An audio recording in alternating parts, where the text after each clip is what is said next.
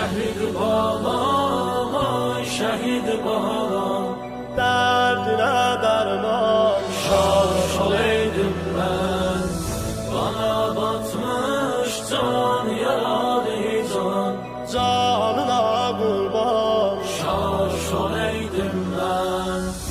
Ürək dözməz həsrətə yoğun, başıma qara bağlaram sənsiz. Gözüm görməz bir daha səni, hər gecə gündüz ağlaram sənsiz. Balam yatar torpaq altında, torpaq üstündə canım odlanır. Düşəndə hər yadıma hüznü, qəlbim ey mənim alışar yanar.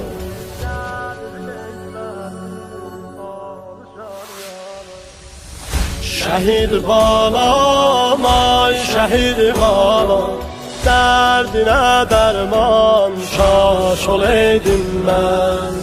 Qana batmış can yaralı can, canına qurban şaş olaydım mən.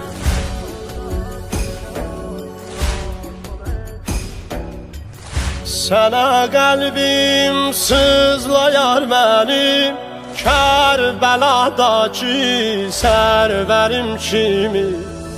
Sənə lay lay söyləyərəm mən, Abbasım kimi, Əkbərim kimi. Atan canım verdi torpağa, gəlmədin oğul, gəlmədin zəfər. Anan yandı dərdinə hər gün, bilmədin oğul, bilmədin zəfər.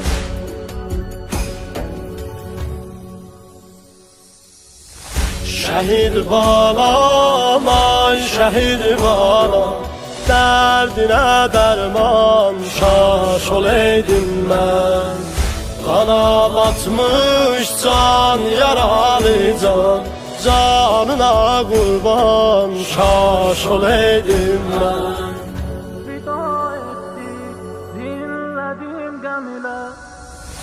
Fida etti, dinlədim qəm ilə. Son səsim balamın, söylədim ged oğul.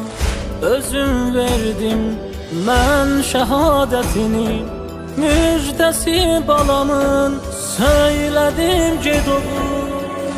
Əzib atlar yardın izə vur, sinəsin balamın, söylədim ged oğul.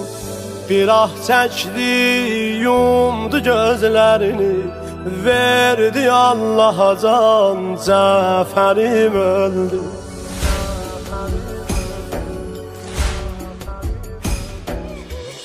Şəhid balam, ay şəhid balam, dərdinə dərman şaş olaydım mən.